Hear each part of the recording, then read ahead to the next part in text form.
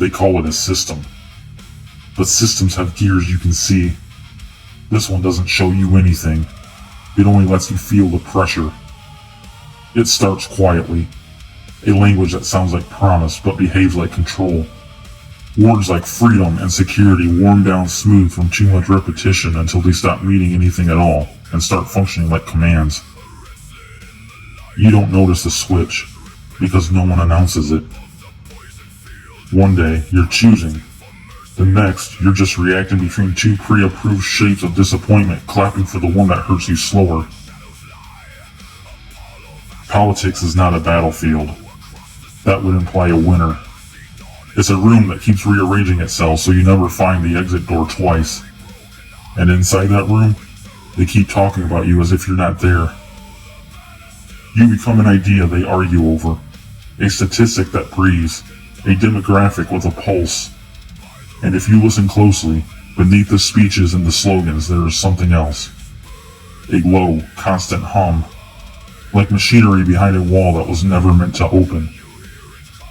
It doesn't care what you believe. It only cares that you keep choosing between left-hand pain and right-hand pain and call it participation. Every few years they lower the lights, change the colors on the walls, rename the same locked doors, and tell you it's transformation. And people believe it. Not because it's convincing, but because exhaustion is easier to live with than clarity.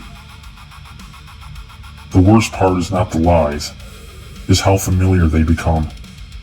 How you start to recognize the rhythm of them, like a lullaby sung through a broken speaker, soft enough to sleep to, loud enough to forget yourself inside it.